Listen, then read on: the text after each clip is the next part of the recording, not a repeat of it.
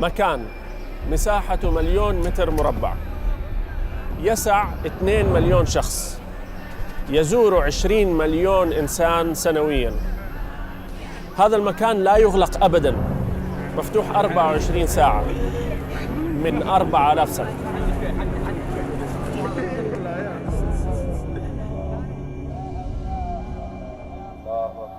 يا أهلاً وسهلاً. كيف ممكن للخدمات اللي تقدم في هذا المكان أن تسهل وتحسن من تجربة الزائر للكعبة المشرفة؟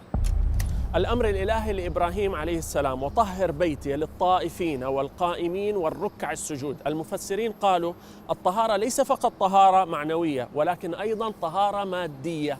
لذلك حنبدأ بموضوع النظافة.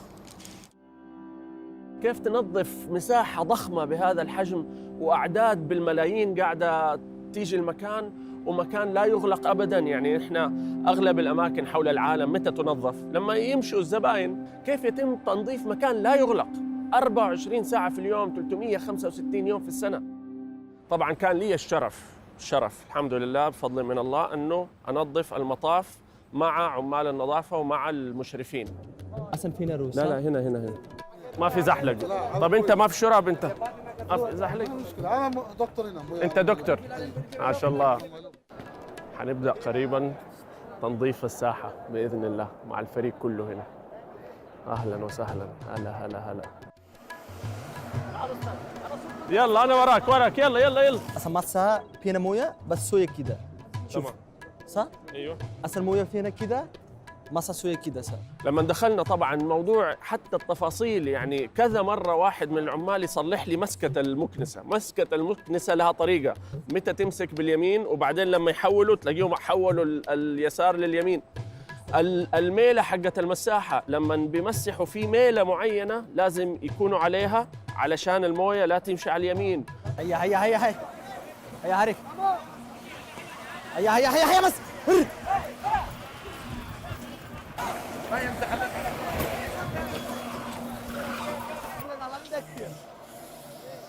فهمت النظام. أنا أعرف الكاميرا بس أنا فهمت النظام. لازم جري حبة شوية.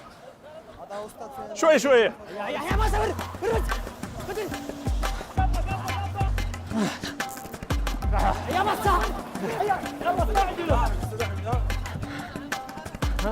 أنا تعبت في النص، يعني في النص تعبت شوية أحيانا. هيا ماسة. رياضة يا سهل. الجهد يعني هي تبان أنها تسلية، ولكن جهد كبير بيقوموا فيه علشان يخلصوا في المدة المطلوبة. أحياناً بيجروا عشان يسرعوا لأن هم المساحات شغالة وراها السيارات.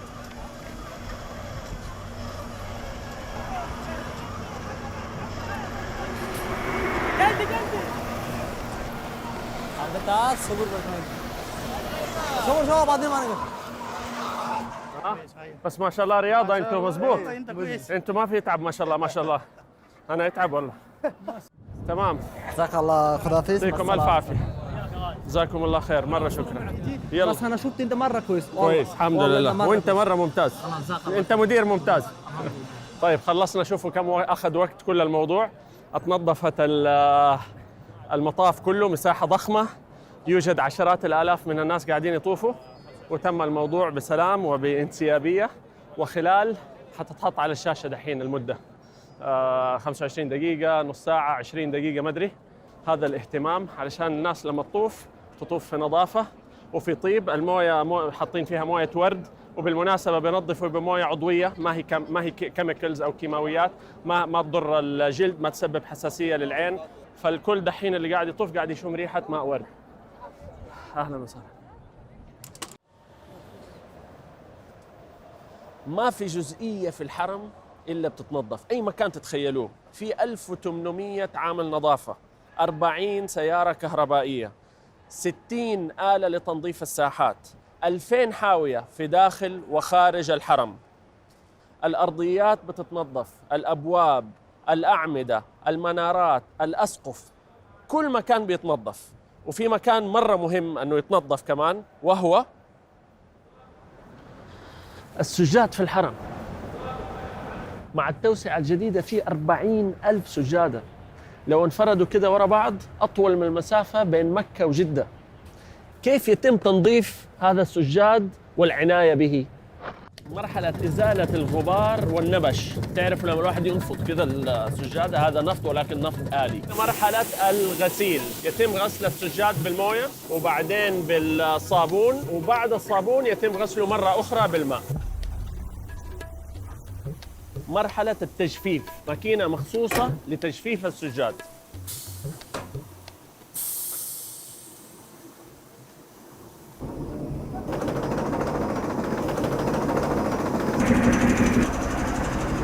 طلع علينا آخر نقطة يعني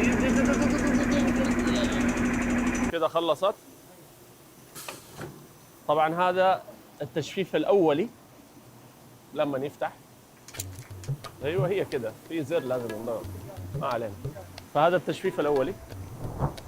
المرحله الخامسه مرحله النشر، يتم نشر السجاد في الهواء الطلق علشان ينشف بالكامل ويذهب للمستودعات. وقبل عمليه التخزين يتم عمليه كنس علشان لو في غبار في نمش باقي يخلصوا عليه. بعدين مرحله التخزين، هذا المستودع يسع 15,000 سجاده تغلف جاهزه للذهاب للحرم عند الحاجه. بعد تنظيف السجاد في عملية التعطير، يتم تعطير كل سجاد الحرم بماء الورد، وهذه عملية تتم بشكل يومي. في ربط واضح جدا وثيق بين الرائحة والخشوع، يعني أنت لما تيجي تسجد وتشم رائحة ماء الورد في السجاد، هذا الربط يساعد في موضوع الروحانية. الله يكرمكم، حتى يعني موجود أحيانا بعض المساجد الغير معتنى فيها، كلنا بنعرف لما الواحد يسجد وفي ريحة يعني شيء مخمج أو ريحة شراب أو صح؟ هل هذه بتساعد على الخشوع وأنت في نص السجود وقاعد تشم روائح؟ لا. وهذه واحدة من الأهداف الرئيسية لكل شيء بيصير في الحرم، أنه يساعدوا الزائر أنه يصل إلى الهدف اللي هو جاي له. حتى الهواء، مو بس السجاد، حتى الهواء يعطر بالبخور، الكسوة تعطر، الحجر الأسود يعطر، كل مكان يعطر. واحدة من أهم الخدمات اللي تقدم في الحرم موضوع الحمامات لخدمة كل هذه الأفواج الضخمة. يعني تخيلوا في الحرم مع التوسعة في 13,000 حمام تنظف 4 مرات في اليوم، وأغلب هذه الحمامات تحت الأرض. كل الحمامات مجهزة بمراوح، بعلامات المخارج الطوارئ، بالناموسية. والآن أضافوا الجهاز ده، إيش بيسوي؟ بيضخ مادة عبارة عن بكتيريا نافعة تتغذى على البكتيريا الضارة المسببة للروائح الكريهة، فتطلع ريحة عطرة للناس. زمزم طبعا البئر قديم ومن زمان، ولكن إدارة الموضوع كيف تديره بشكل يلبي احتياج ملايين الزائرين يومياً. ما في مكان في الحرم بالمساحة الضخمة دي إلا وتقدر تلاقي بيسر وسهولة الحافظات حقت زمزم. 25,000 حافظة، ويتم إعادة تعبئتها بشكل يومي وتنظيفها بشكل يومي. يعني مشروع ضخم. وهذا أيضاً قد يكون والله أعلم واحدة من أكبر سقيا الماء في العالم ككمية الأعداد الهائلة اللي قاعدة تشرب يومياً. الحفاظ على سلامة الماء، بياخذوا كل يوم عينات عشوائية من الماء تذهب إلى المختبر للتأكد من سلامة الموضوع، أنه ما في أي مشاكل في الآلية بالكامل. أيضاً خدمة جميلة جربتها، بيوفروا حتى للطائفين مياه زمزم. وبالمناسبة في عمال متخصصين حتلاقيهم زي اللي لابسهم الآن، شايفين هذا اللبس اللي هو البيج، لونه بيج، هذول عمال متخصصين فقط لسقيا زمزم.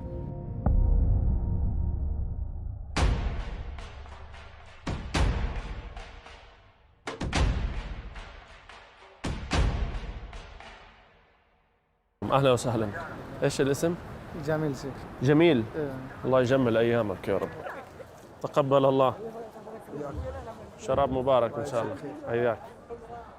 تقبل الله. شراب مبارك. شراب مبارك. تقبل الله. أهلا وسهلا. أهلا وسهلا. إيش اسم؟ नाम क्या है? أنايا؟ أنايا ما شاء الله. ما شاء الله ما شاء الله. كمان ولا خلاص؟ بس نطلع بدعوة. ادعي لنا دعوة لله. أهلا وسهلا. الله يخليك. هلا كيف عرفتي انا متخفي انا ومغطي من عيوني يا شيخ؟ تقبل الله. شراب مبارك، ادعي لنا. ايش اسمك؟ محمد. باكستان؟ بنغلاديش، ما شاء الله. طبعا بنغلاديش ثالث او رابع دولة اسلامية من حيث العدد، 150 مليون مسلم من بنغلاديش. السلام عليكم. كيف الحال؟ الحمد لله. لاهور ما شاء الله. تحياتي. هذا جمال الحرم، كل الجنسيات. اللي يبغى يتخيل فين بئر زمزم، هو تقريبا ورايا بين مقام إبراهيم والحجر الأسود على بعد 21 متر من الكعبة، عمقه 30 متر، له تحت منبعين، منبع من الصفا والمروة ومنبع من الكعبة.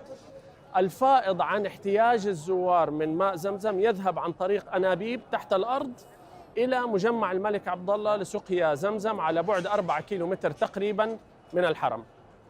هذا المجمع كله مؤتمت، كله اوتوماتيك، وشوفوا آلية العمل فيه. أول خطوة تبدأ بالأنبوبة البلاستيكية دي، تتحط في خط الإنتاج.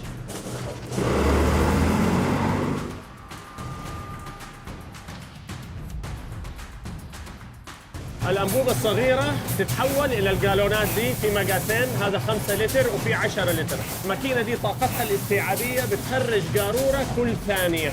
هذه مرحلة وضع الستيكرات على القوارير، كله بشكل أوتوماتيك. مرحلة التغسيل، القارورة بتتغسل أول،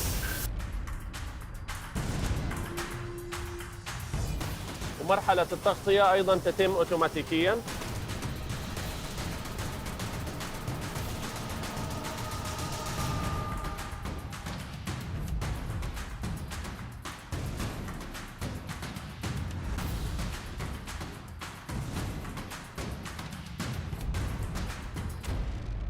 هذه الطبالي بتتغلف وتيجي إلى المستودع عن طريق جسور أوتوماتيكياً. هذا المستودع كم تتوقع يسع؟ 100,000 قارورة؟ 500,000؟ مليون؟ يسع هذا المستودع ما شاء الله تبارك الله إلى 1,700,000 قارورة من سعة 10 لتر، كلها تخزن. وبعدين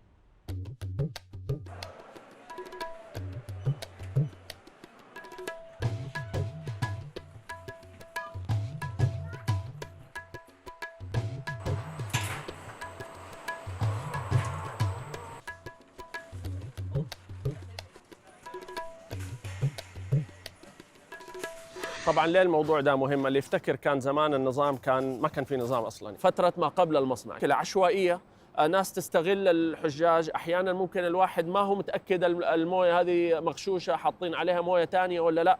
تم تنظيمها وحصرها وترتيبها وعلاجها من اجل الزائر يحصل على عبوه هو الحمد لله يكون ضامن انها عليها مراقبه وصحيه وما تاذيه بنظام جميل وآلي ومنظم. هل هذه النهاية؟ لا، في أفكار مرة كثير قادمة للمستقبل للمجمع لتحسينه، فيستمر التحسين. خدمة جميلة، في خدمات يعني الحقيقة واحدة من الأمور اللي استفدتها يعني إنه في خدمات كثير ترى الواحد ما يعرف عنها، كان يعني ما عرفناها إلا لما بدأنا نسأل هنا. خدمة جميلة اسمها المقرأة، تعرفوا خدمة المقرأة؟ تخيلوا تقدر تقرأ على شيخ مجاز من أي مكان في العالم من بيتك مع هذه الخدمة، موفرة مجاناً 24 ساعة في اليوم. وتخيلوا كل القراء هنا مجازين بال10 قراءات، يعني تقدر تقرأ عليه بقراءة ورش أو حفص أو حمزة، أي قراءة تبغاها. أكثر من 180 دولة أو جنسية استفادت من المقرأة، صار لها 3 سنوات مفتوحة، وأكثر من 500,000 موعد. تخيلوا، شيء جميل الحقيقة. ما شاء الله. عبد الرحمن من السويد. بسم الله. الله أكبر. براجع مع القاعدة وضح المرادية. الحاء. جيد ما شاء الله، جميل. عمره يمكن 7 سنين في السويد من بيته. عدن التي عجبتني الفكرة جدا. الخلاصة خدمة المقرأة. وهذه ترى خدمة لا نستهين فيها. يمكن إحنا في العالم العربي لأنه موجود، يعني ممكن الواحد يروح على أي مسجد، سهل جدا الواحد يلاقي إمام يقرأ عليه يعلم أطفاله، ولكن خدمة رائعة للبلاد الأخرى البعيدة اللي يمكن في مدن ما في أحد أصلا يعلم أولادهم القرآن، فيقدروا يستفيدوا ويتعلموا على يد شيخ في الحرم. حبينا نسوي شيء كذا مختلف ونفاجئ بعض الزوار ويكون لهم يد في نسج الكسوة حقت السنة القادمة. تحب تنسج كسوة الكعبة السنة الجاية؟ يا ريت والله. إيش رأيك؟ والله يا ريت. السلام عليكم. كيف حالك؟ إيش أخبارك؟ كويس. أمورك تمام؟ الله يخليك. نحن أسعد. مين معك؟ لا طلع وقف. ها؟ طلع وقف. طلعه وقف؟ إزاي يعني؟ وقف لله. يعني أنت صدقة جارية. حتروح تجر أحد كده؟ لا هديه للمكتب. واحد صاحبي، واحد زميلي عايز يطلعه لوالدته، أوكي. فعاوز. جميل، فاشترى ده ويبغى يهديه للحرم. جميل ما شاء الله، الله يبارك لكم. الله يخليك. تحب يكون لك يد في نسج الكسوة للسنة الجاية؟ حاجة جميلة طبعا. تروحوا الآن للمصنع حق الكسوة وتشاركوا في الخياطة للكسوة اللي حتتحط السنة الجاية. لي هذه شرف لنا الشرف. سويد التمحية اسمه. حط ايادي يديك حلم. الحمد لله الشكر لك يا رب. الحمد لله، كله نصيب الله كاتب لك اياه. الحمد لله الشكر لك. الحمد لله. مجمع الملك عبد العزيز لكسوة الكعبة المشرفة، هنا يتم العمل على الكسوة سنوياً.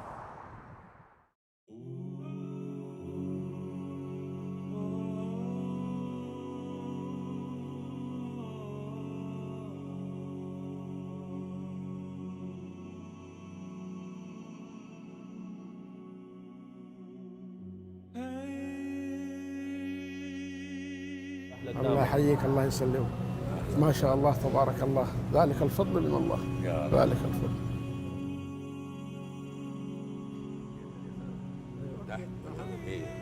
يسحب الابره دي فوق. هي طلعها بس، هي نزلها هنا. طبعا دفها من تحت بيدك. ما شاء الله تبارك الله. ما شاء الله. هي هنا وراها بالضبط. تسحبها باليسار. هي تسحبها باليسار، تشدها، تقوم تجيب الملف هذا هنا. بس من يد اللي تحت اسحب. بس انتبه يدك. انتبه يدك. اسحب تمام عليك. اشتغلت لوحدها هذه خلاص عم حسن يعني. لا ما شاء الله تبارك الله. ايه بسم الله حسبي الله. اللي بيشتغلوا هنا ما شاء الله بيتدربوا عليها كم بيجلسوا؟ اسحب لكم تقريبا 6 اشهر و9 و3 اشهر هنا 9 اشهر. 9 اشهر بس يتدرب عليها. تدريب. ايوه خلاص اخذ الشهاده من هناك من المعهد يجينا هنا تطبيق. تمام. ايه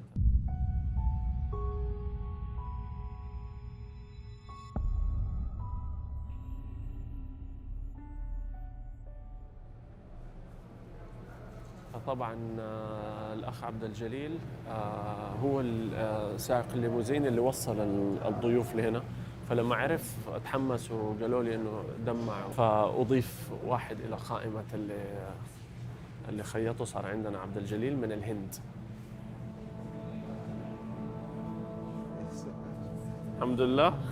الحمد لله. الله لك الحمد.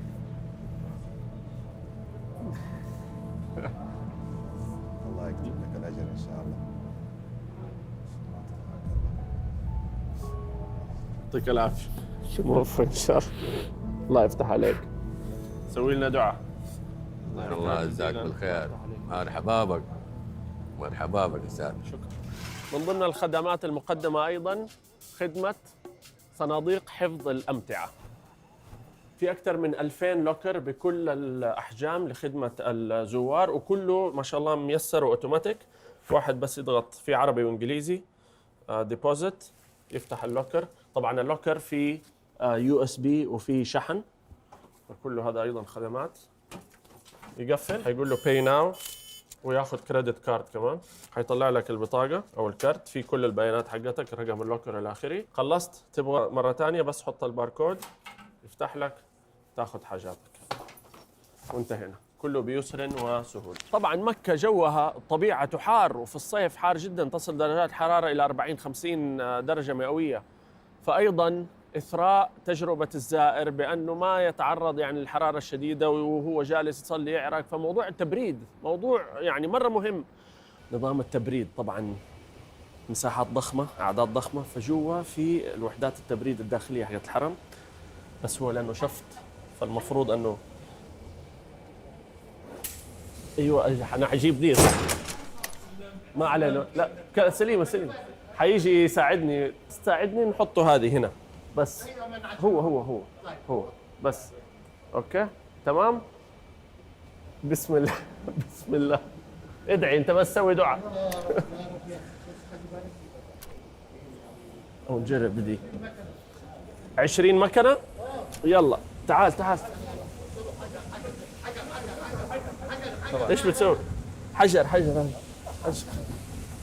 بس حطه هنا. ايوه بس ايوه تمام. يا سلام عليك. هذا الهدف اصلا.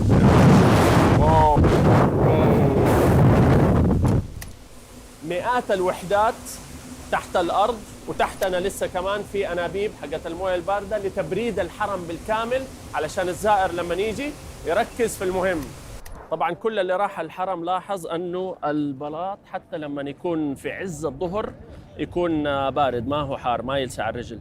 السر هو في نوع هذا البلاط أو الرخام. هذا رخام جايبينه مخصوص من تاسوس، هذه منطقة في اليونان، جبل في اليونان، جايبين الرخام من هناك خصيصاً وتقطع. هذا ميزته أنه يعكس الضوء ويعكس الحرارة. ومو بس حرارة البلاط، اتجاه البلاط مدروس. حتلاحظوا أنه كل البلاط في الحرم متجه نحو الكعبة. ليه؟ علشان الآن مثلاً إحنا في المسعى لو أذن يعرفوا فين يتجهوا حتى لو ما حد شايف الكعبة. وهذا صعب هندسياً، يعني شوفوا الميلة دي علشان يهندسوا البلاط بهذا الشكل. فهو قرار ليس بناء على الأسهل ولكن الأحسن. كل البلاط اللي في الحرم يتم تقسيمه إلى زونز أو مناطق تتم مراقبته من قبل مراقبين وبعدين معالجته. زي هنا دحين الأخ شعبان شغال على الترويب. أي مسام موجودة في الرخام يتم علاجها.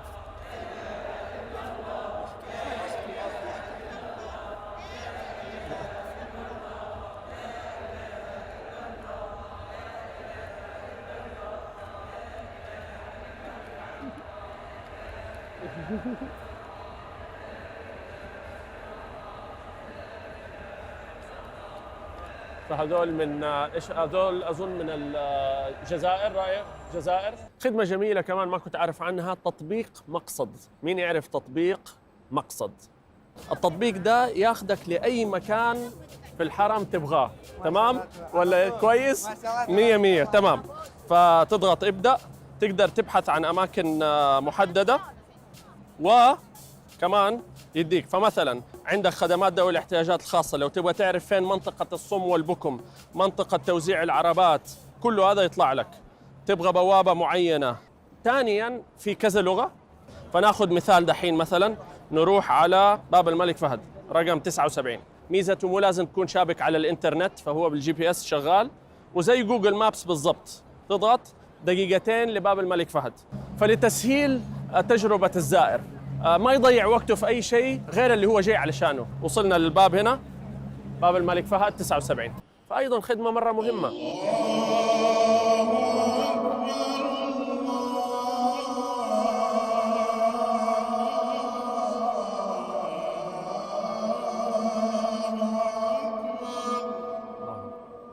النظام الصوتي.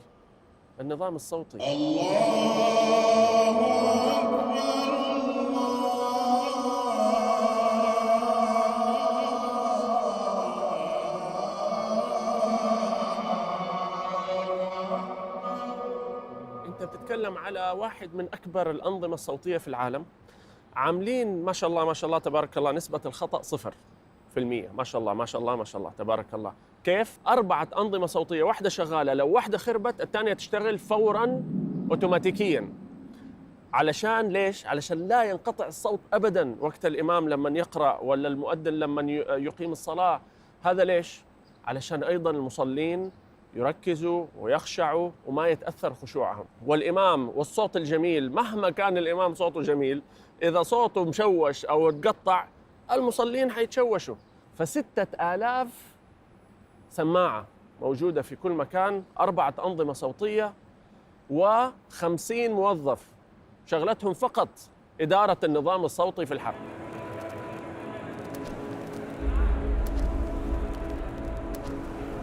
تخيلوا أنه 80% من المسلمين ليسوا عرباً. أكثر 5 دول فيها مسلمين ليست دول عربية: أندونيسيا، باكستان، الهند، بنغلاديش ونيجيريا، كلها ليست دول عربية. وبالتالي بما أن الحرم المكي لكل المسلمين، فلخدمة هؤلاء المسلمين بكل لغاتهم تقدم مصاحف ب65 لغة مختلفة.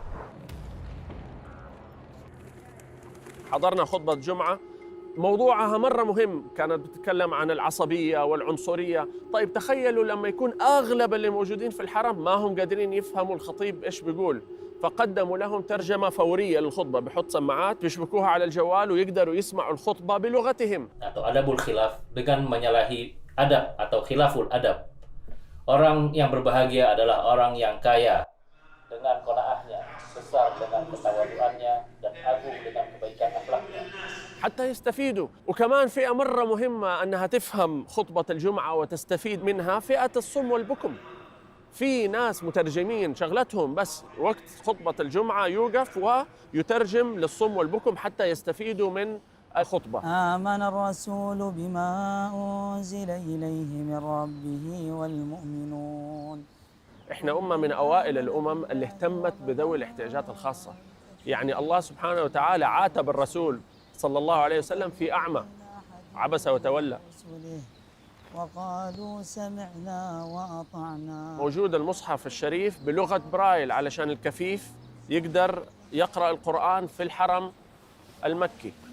ما اكتسبت ربنا لا تؤاخذنا إن نسينا أو أخطأنا. الاهتمام بذوي الهمم من الأساسيات في الحرم، وفي خدمات مرة كثير، من ضمنها العربة العادية في أكثر من 10,000 عربة تقدم مجاناً.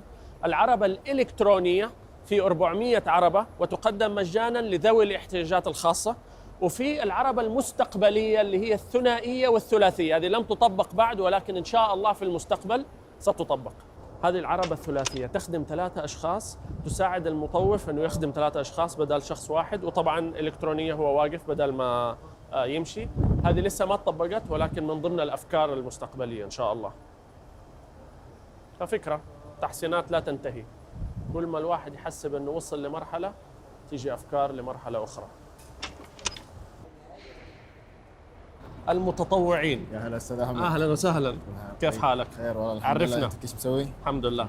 باسل صالح، بعطي متطوع في شباب مكة. شباب مكة، نعم. ايش بتسوي؟ خدمة كبار السن والمعاقين اللي يجون من كافة دول العالم، نخدمهم احنا طواف وسعي لوجه الله تعالى، ما نبغى الا الدعاء منه. شيء جميل الحقيقة، ما في أحلى من كذا والله، من أحلى أعمال التطوع أظن أنك تطوف الناس حول الكعبة وفي المسعى. من كم لكم ساعة بتطوع؟ أنا في عندنا 4 ورديات، كل وردية 6 ساعات. 24 ساعة يعني. 24 ساعة طوال اليوم طول السنة. أوكي. دوامي أنا من 6:30 الصباح ل 12:30 الظهر. ما شاء الله تبارك الله، الله يوفقكم. آمين يا رب. ويطرح لكم البركة بإذن الله في وقتكم وجهدكم. آمين يا رب، وإياكم الجميع إن شاء السلام الله. عليكم. تطلع لك كذا بدعوة من حاجة من اندونيسيا ولا من ماليزيا، تطلع من القلب. هذول بيجوا من يعني آلاف الأميال، وقلبهم يعني الروحانية اللي فيهم غير إحنا اللي معتادين على الموضوع، كل يوم بنزور. سبحان الله القلب يعتاد. دول جايين أول مرة يشوفوا الحرم، أول مرة يشوفوا الكعبة، ويمكن آخر مرة، يعني يمكن لن يأتي مرة أخرى. فهذه المشاعر وهذه الصلة مع الله سبحانه وتعالى، لما واحد يتطوع ويخدمهم يحصل على دعوة، يعني شيء عجيب. الحمد لله، الله يبلغنا. فجزاهم الله خير شباب مكة والله من جد. بالمناسبة يعني على موضوع التطوع، الإفطار، إفطار الصائمين، يمكن هذه أطول مائدة في العالم. 500,000 تمرة منزوعة النوى داخل الحرم، و500,000 تمرة خارج الحرم. كثير من الناس اللي بيشتغلوا بيخدموا من المتطوعين، بيجوا بس علشان يبغوا يفطروا صائمين في الحرم، يريدوا الأجر ويجدوا متعة واعتزاز بهذه الخدمة اللي يقدموها للزائرين. سؤال مهم، هل معنى كل اللي غطيناه ده أنه لا يوجد أخطاء؟ لا طبعا، هذا عمل ليس كامل، لأنه الكمال لله وعمل بشري، فما في شك حيكون في أخطاء أحيانا بسبب خطأ فردي، أحيانا بسبب أمور تحصل ما هي متوقعة، هذا طبيعي.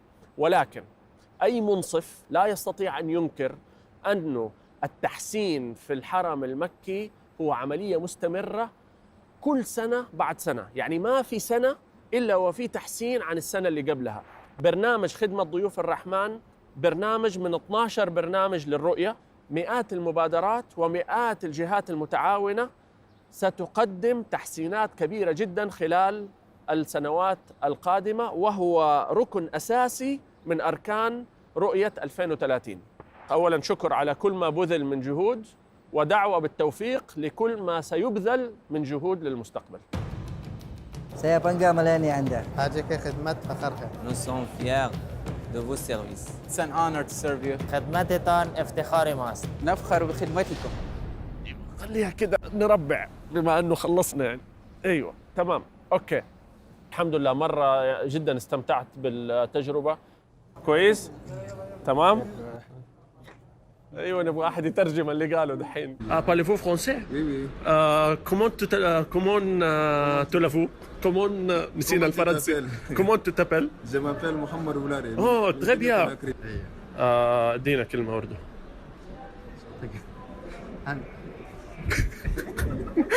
راحت اللغة.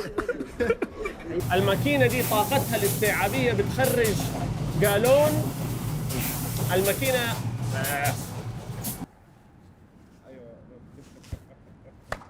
سوي لك هيد ستاند. كل الاماكن حقت الحرم المراقبين شغالين اكثر من 24 ساعه، ما في اكثر من 24 ساعه في اليوم، هي 24 ساعه فقط. جاتهم عمليه الحين. احكي ايش راحت الجزمه وراح التروكس. احكي ايش اقول. يعطيك العافيه. خلصنا باذن الله. اخذ المايك معي يعني؟ لا ده خلاص تمام. شكرا جزيلا، يعطيكم العافيه، موفقين. شاكرين كالعاده انكم بتسمحوا لنا انه ندخل بيوتكم وندردش معكم ونديكم شويه يعني افكار وشويه طروحات، اتمنى تكون جيده. اي كلمه، اي معلومه، اي شيء كويس اتقال في الفيلم ده فهو بتوفيق من الله سبحانه وتعالى وببركاته، واي خطأ صار احتمال نكون قلنا معلومة غلط أو قلنا شيء غلط فهو غير مقصود، وهو مننا ومن خطأنا البشري، والكمال لله. شكرا على المشاهدة، كل عام وانتم بخير، تحياتي، أهلا وسهلا. خلاص الحمد لله. الحمد لله الحمد لله الحمد لله الحمد لله الحمد لله الحمد لله الحمد لله. تمام، شكرا.